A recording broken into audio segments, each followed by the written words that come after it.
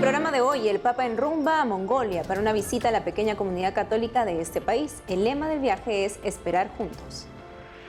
En Estados Unidos declaran al ex cardenal McCarrick incompetente para enfrentar juicio por abusos. El expreso político nicaragüense Félix Maradiaga está en Argentina para fortalecer los mecanismos de presión internacional contra la dictadura de Daniel Ortega. En Colombia, más de 500 sacerdotes de América se disputan la Copa de la Fe. 26 nuevos sacerdotes se ordenan en Nigeria. Hola a todos, hola Eddie, una nueva jornada informativa. Así es, Natalie, qué gusto estar contigo como siempre y con nuestros televidentes desde nuestros estudios en Lima, Perú. Bienvenidos a EWTN Noticias, yo soy Natalie Paredes. Soy Eddie Rodríguez Morel, gracias por acompañarnos. Comenzamos las noticias contándoles que el Papa Francisco inicia hoy su visita apostólica a Mongolia. Luego de encomendarse a la Virgen Salus Populi Romani en la Basílica de Santa María la Mayor, partió de Roma en un viaje de 13 horas hasta Ulan Bator, la capital de Mongolia. Este viernes 1 de septiembre será recibido por las autoridades del país. El sábado se reúne con el presidente Ukna Kurelsuk y con el clero. El domingo tendrá un encuentro interreligioso y presidirá la Santa Misa. El viaje cierra con la inauguración de la Casa de la Misericordia. La pequeña pero vibrante comunidad católica espera la visita del Santo Padre con mucha ilusión. Veamos. Esta es la Catedral de San Pedro y San Pablo en Ulan Bator, la capital de Mongolia. Es la única catedral y uno de los casi 10 templos católicos del país. A pocas horas de la llegada del Papa Francisco a Mongolia, los fieles católicos se preparan con la Santa Misa para recibir la primera visita de un sumo pontífice a su nación.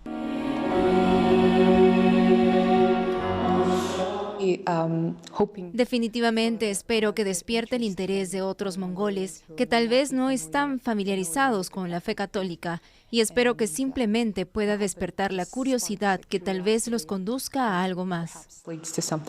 Hace 800 años, el Papa Inocencio IV envió a misioneros franciscanos a esparcir el cristianismo en el Imperio mongol. La visita del Papa marcará un antes y un después en la historia de la comunidad católica mongola que lo espera con ansias. Es maravilloso que el Papa Francisco venga a Mongolia. Es sorprendente visitar un país que no es conocido en el mundo por su catolicismo. Estoy ayudando a mi iglesia haciendo lo que puedo para darle la bienvenida. Esta es una gran noticia también para los católicos de otros países. Cuando el Papa nos visite, los demás países sabrán que han pasado 30 años desde que el catolicismo llegó a Mongolia. El padre Sanjajab Serenkant es el segundo sacerdote nacido en Mongolia. Fue ordenado en el 2021. Solo hay 2 sacerdotes mongoles en el territorio. El resto son misioneros de otras partes del mundo.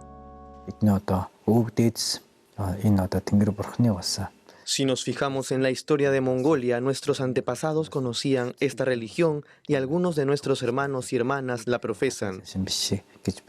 Por eso no considero al catolicismo como una religión extranjera.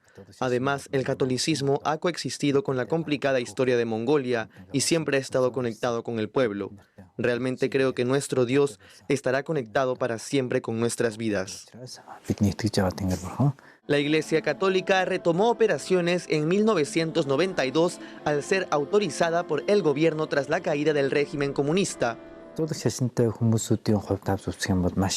Para los católicos, esta es una ocasión muy alegre y feliz. Sin embargo, aquí todavía no se entiende la religión católica e incluso el cristianismo, por tener muchas denominaciones, puede ser malinterpretado. Como mongol, veo este evento como una oportunidad para mostrar nuestra sociedad a nivel internacional y expresar cuánto ha hecho nuestro país por la paz. Hoy hay 9 parroquias, 6 en la capital y 3 en otras provincias. Mongolia tiene una población de alrededor de 3 millones de habitantes. 1.500 son católicos, es decir, menos del 1%. ¿Cómo ven los mongoles a la Iglesia Católica? Con Fuen, de EWTN Noticias en inglés, habló con ellos y en este reporte adelanta lo que tendrá en un informe especial. Muy buenas noches desde Mongolia. Desde la última vez que hablamos con ustedes, hace unos días, hemos continuado con nuestro recorrido por este increíble país. La última vez les hablamos desde la capital Ulan Bator. Hemos viajado 7 horas al campo, a una zona rural del país, donde nos encontramos con una familia nómada de pastores. Esta familia nos invitó a su casa, que era de un equipamiento tradicional. Esta es la tienda donde viven y han estado pastoreando durante generaciones. religiones. Fue increíble estar sentado con la familia en su casa. Nos mostraron su pequeño templo budista y los dioses a los que les rezan. Nos brindaron una gran hospitalidad mongola con la leche de yegua más fresca que tenían y más. Pero lo increíble de hablar con ellos sobre sus vidas y su forma de vivir fue que cuando hablamos de la próxima visita del Papa Francisco, les preguntamos si habían oído hablar de la Iglesia Católica o del Papa Francisco, pero dijeron algo que he oído resonar una y otra vez viajando por toda Mongolia. No eran conscientes de ello y dijeron, nunca hemos estado ni vamos a esas iglesias extranjeras. Así es como la mayoría de la población aquí en Mongolia ve a la Iglesia Católica. Es una iglesia extranjera que llega a una tierra donde la mayoría de la gente es budista o chamanista. Ahora, con la próxima visita del Papa Francisco, se espera que eso cambie un poco en el país, porque después de estar con esa familia Herding, fuimos a visitar al padre Dido. Él está en una parroquia cercana donde celebraban la misa dominical con la vestimenta tradicional. La iglesia en esa comunidad no está en un edificio como ustedes o yo conocemos en casa. Fue en una tienda tradicional al estilo del pueblo mongol. Y después de la misa nos sentamos con el padre Dido. Él es un sacerdote misionero aquí. En todo el país solo hay 2 sacerdotes mongoles. Y dijo que espera que la visita del Papa Francisco ayude a cambiar algunos de esos conceptos erróneos sobre la Iglesia Católica en el país y haga que la gente esté más abierta a la fe y aprenda más sobre ella. De vuelta en la capital, Ulan Bator, nos encontramos con el padre Sanjiva. Él es uno de los 2 únicos sacerdotes católicos del país que es mongol. Y hablando con él, fue increíble escuchar su historia de cómo es convertirse en sacerdote en Mongolia, pero también nuevamente la sospecha de que tiene que lidiar con algunos problemas al tratar con las autoridades. Aquí, en un país donde sí, desde principios de los años 90, sí tienen libertad religiosa y libertad de expresión. Pero como me dijo nuevamente en la entrevista, como hemos escuchado de otros religiosos aquí, problemas para obtener visas, problemas con permisos para edificios de iglesias, son cosas con las que tienen que lidiar día tras día aquí. Pero dijo que intentan poco a poco ayudar a la gente a entender de qué se trata la Iglesia Católica y qué están tratando de hacer en el país. Visitamos un orfanato que es administrado por la Iglesia Católica, por un grupo misionero aquí. Visitamos a las Hermanas de la Caridad que cuidan a los ancianos en una de las zonas más pobres de la ciudad. Y todo esto ha quedado registrado para un reportaje muy especial. Con la llegada de misioneros católicos a Mongolia hace 800 años, iniciaron las relaciones entre esta nación y la Santa Sede. El secretario de Estado Vaticano, cardenal Pietro Parolin, nos dice la importancia de la visita del Papa a esta pequeña democracia situada entre 2 países autoritarios como Rusia y China. Veamos. Este viaje al corazón de Asia responde a la invitación de las autoridades del país y de la comunidad católica. Las expectativas son ciertamente grandes, tanto por parte del Santo Padre como de Mongolia, que ve por primera vez en su tierra a un sucesor de Pedro. El interés del Papa es encontrarse con esta comunidad, una comunidad reducida en número, pero joven, vivaz, fascinante por su peculiar historia y composición. Además, la dimensión interreligiosa será muy significativa en un país que tiene una gran tradición budista.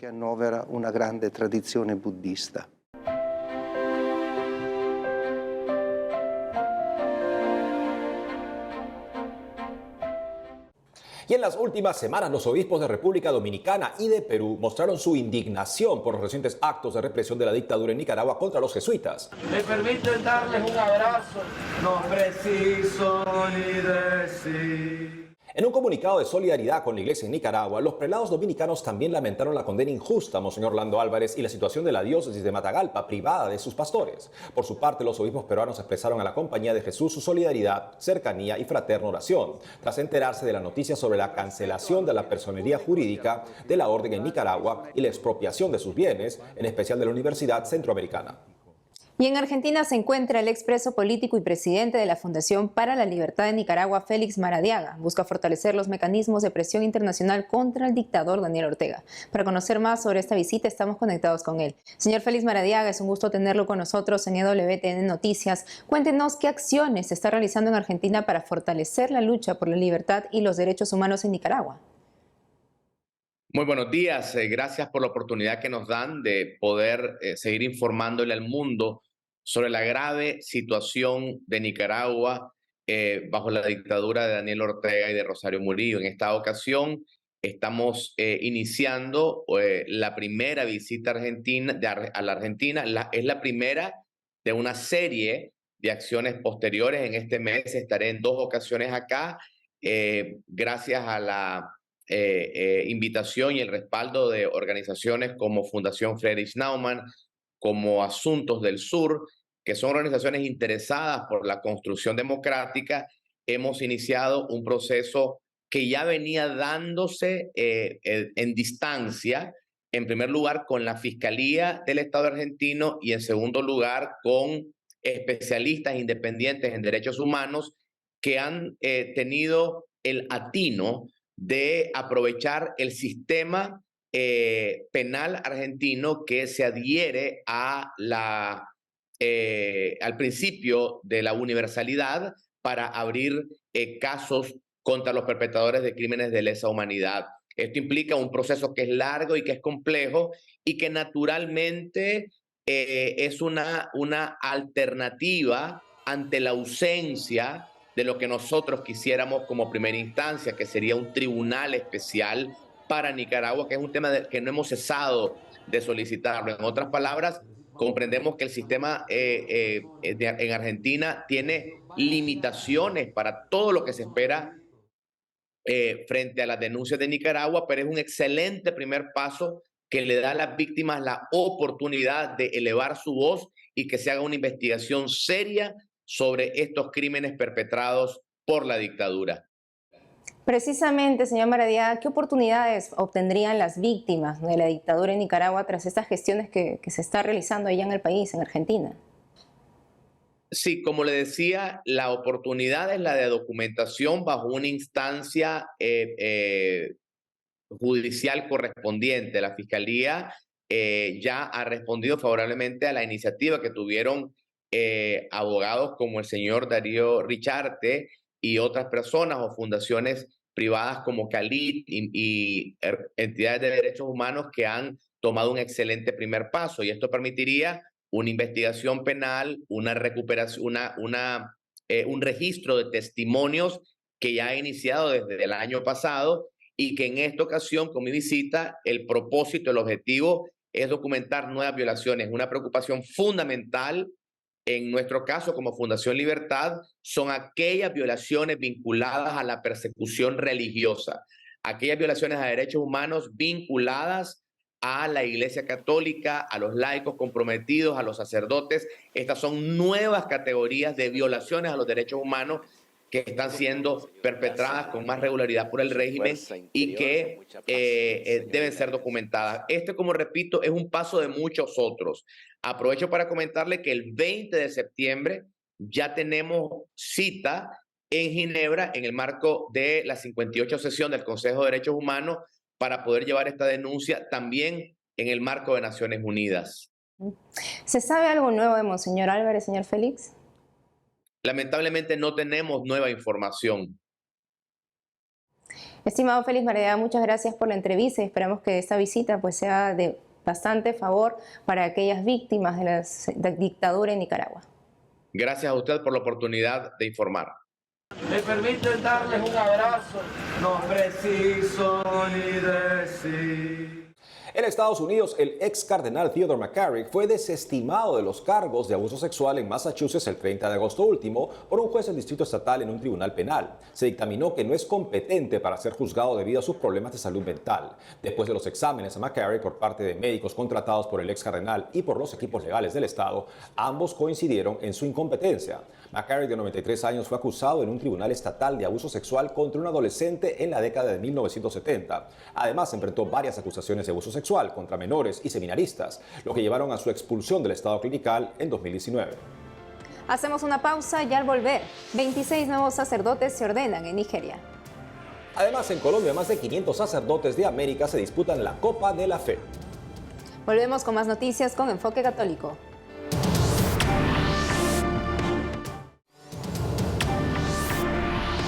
En En Colombia, cientos de sacerdotes de América se disputan la Copa de la Fe. Sobre esto y más informa nuestra corresponsal Lida Lozada. Aquí desde la sede de la Conferencia Episcopal de Colombia en la ciudad de Bogotá, inicio contándoles que durante esta semana en la ciudad de Popayán, una de las más católicas de nuestro país, famosa por sus procesiones de Semana Santa, se reúnen más de 500 sacerdotes para jugar el evento deportivo más importante de la Iglesia Católica colombiana, la Copa de la Fe, que llega este año a su 8ª versión y que no solo reúne a sacerdotes de Colombia, sino también de Ecuador y de México. A propósito, los sacerdotes mexicanos de la Arquidiócesis de Guadalajara fueron los campeones de la Copa de la Fe del año pasado 2022. Durante estos días se estarán disputando cerca de 90 partidos, de los que no solo disfrutan los sacerdotes, sino también muchos fieles que asisten a disfrutar de los partidos. Les saludamos con mucho cariño, hemos venido aquí a tener un encuentro deportivo de fe, de cariño, de amistad, de compañerismo y sobre todo de crecimiento en la fe, que para nosotros es lo más importante, lo más especial. Y aunque este torneo tiene como propósito fundamental promover la fraternidad sacerdotal entre los diferentes cleros, también promueve la salud. Así lo ha dicho uno de los arzobispos que ha estado acompañando permanentemente a sus jugadores, a sus sacerdotes, durante esta Copa de la Fe, el arzobispo de Santa Fe de Antioquia. Es que es un espacio para la integración sacerdotal, porque a veces nos da tanta brega reunirnos como un grupo de sacerdotes y hacerlo más de 26 delegaciones, 24, esto es un éxito. Al respecto, uno de los sacerdotes ecuatorianos ha dicho que transmitir la fe es transmitir la vida, y la vida tiene diferentes facetas. Una de ellas, la deportiva, y que además es un lenguaje que permite acercarse mucho más a los jóvenes. Ciertamente la actividad del deporte encaja mucho en la mentalidad de las nuevas generaciones, porque el sacerdote no es algo extraño a la realidad, sino es parte de la realidad. Y si estos elementos que son sanos nos integran y despiertan vocación, despiertan interés, genial, porque de eso se trata. Creo que en los eventos que hemos participado de la Copa de la Fe, uno nota que esto irradia alegría, por ejemplo en las parroquias allá de Quito, porque las transmitimos, ilusión, y muchos jóvenes dicen que quisiéramos ser curas porque hasta juegan fútbol, ¿no? Y termino contándoles que también desde hoy en Colombia está disponible en todas las salas de cine del país Sonido de Libertad, la película producida por el actor y activista mexicano católico Eduardo Verástegui, que narra y denuncia el grave delito de la trata de niños en países como el nuestro. Es lamentablemente la ciudad de Cartagena uno de los escenarios desde donde se cuenta esta grave problemática en esta película, que nos recuerda que los niños de Dios no están a la venta.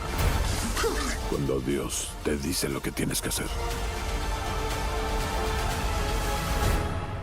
no puedes dudar.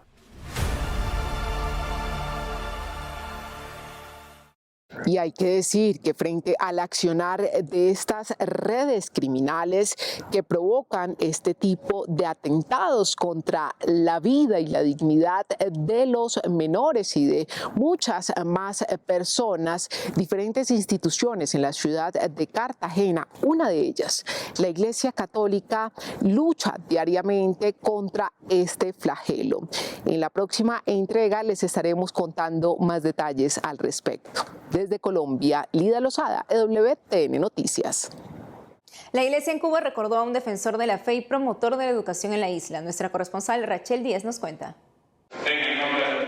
Una misa en memoria del sacerdote jesuita Felipe Rey de Castro se celebró en el cementerio de Colón de La Habana para dar gracias por la vida del fundador de la agrupación católica universitaria, quien desarrolló un intenso apostolado educativo en favor de la Iglesia cubana. Rey de Castro, español de nacimiento, fue destinado a Cuba como prefecto de disciplina en el Colegio de Belén de La Habana en 1925. Desde entonces promovió las congregaciones marianas e inició un camino formativo con jóvenes de bachillerato que luego acompañó hasta la universidad. Fundó la agrupación católica universitaria ACU en 1931, la cual dirigió hasta su muerte en 1952. El padre Rey de Castro concibió para esta isla una asociación de jóvenes practicantes de los ejercicios espirituales de San Ignacio, formados en la sana doctrina, pero también en sus profesiones, que pudieran realizar una labor apostólica en su tierra, desde la incidencia en los campos de la ciencia, la educación, el periodismo y la política. La muerte de Rey de Castro tuvo importante connotación en la Cuba de los años 50, siendo reseñada en los periódicos de la época. Sus restos, que descansaban en la sede de la ACU en San Rafael, entre Mazón y Baserrate, actual sede de la Facultad de Psicología de la Universidad de La Habana, fueron trasladados tras la nacionalización del inmueble en los primeros años de la Revolución Cubana. Lo que se desconocía es que sus restos fueron ubicados en el propio osario de la Compañía de Jesús del cementerio de Colón, ya que no se poseían registros del traslado. En el trabajo de remodelación del osario se encontró la urna, que luego fue contrastada con los registros fotográficos de la época. Para la ceremonia de depositar los restos ya identificados en el Panteón de la Compañía y la misa de acción de gracias por su vida, llegaron a Cuba agrupados de Miami, herederos de su impronta. Aquí se fundó la agrupación católica universitaria y ciertamente la consideramos como casa. Existe desde hace algún tiempo el deseo de postular la causa del padre Rey de Castro para venerable. Su trabajo pastoral forma parte de la historia de la Iglesia en Cuba y es especialmente recordado por la concepción de un laicado comprometido para un país mejor. Su gran obra, la Agrupación Católica Universitaria, es una congregación mariana compuesta por hombres profesionales radicados en la Florida que aún conservan la impronta de su fundador y que creen en su santidad. En La Habana, Cuba, Rachel Díez, EWTN Noticias. El Papa Francisco ya tiene una nueva exhortación apostólica sobre el cuidado del medio ambiente. Sobre esto y más nos cuenta nuestro corresponsal en el Vaticano, Ariel Ramos. Saludos desde Roma. En la audiencia general, el Papa Francisco enfatizó la importancia de la paciencia como virtud fundamental en la vida de un buen cristiano. Bajo el título Orar y servir con alegría, Catalina Tekakwitha, el Papa Francisco resaltó el ejemplo de paciencia, servicio y amor a Dios de la primera mujer nativa de Norteamérica canonizada. El Santo Padre explicó que la vida de Catalina Tekakwitha estuvo marcada por dificultades y desafíos desde una edad temprana. En efecto, el testimonio del Evangelio no consiste solo en lo que es agradable. También debemos saber llevar nuestras cruces cotidianas con paciencia, con confianza y esperanza. Quien no tiene paciencia no es un buen cristiano. Al final de la audiencia general, el Papa Francisco anunció que el próximo 4 de octubre publicará una exhortación, la segunda parte de la encíclica Laudato Si, dedicada a la protección de la casa común. El Santo Padre ha elegido esta fecha porque coincide con la conclusión del llamado Tiempo de la Creación, que se celebra desde el 1 de septiembre hasta el 4 de octubre del 2023 y en el que se conmemora a San Francisco de Asís. Es necesario estar cerca de las víctimas de la injusticia y de la crisis climática y de la insensata guerra. Durante su saludo a los fieles de lengua italiana que le escuchaban desde el aula Pablo VI del Vaticano, pidió: unámonos a nuestros hermanos y hermanas cristianos en el compromiso de cuidar la creación como don sagrado del Creador. En Roma, Ari Waldi Ramos Díaz, EWTN Noticias. Ahora nos vamos a Nigeria. 26 nuevos sacerdotes sirven al país hasta el sábado 26 de agosto último. La Santa Misa de Ordenación se realizó en la diócesis de Nsukka, al sur en la Catedral de Santa Teresa. En su homilía, Monseñor Godfrey Iwewike Ona les pidió a los recién ordenados sacerdotes que no se vuelvan una carga para sus superiores, sino que sean una ayuda para sostener el peso del liderazgo. Además, recordó que un sacerdote es un regalo para su obispo y la iglesia. Esto es una buena noticia en un país que a diario vive persecución, secuestro y matanzas de religiosos. Y en Francia, más de 250 cruces restauradas llevan los católicos de la organización SOS Calvaries. En su mayoría jóvenes restauran cruces tiradas o caídas por falta de mantenimiento. La misión del grupo es defender la principal señal del cristianismo, la cruz de Cristo. En redes sociales muestran cómo recuperan las cruces abandonadas. Y eso es todo por hoy, amigos. Gracias por habernos acompañado. No olvides seguirnos en nuestras redes sociales y en wtnnoticias.com. Hasta mañana.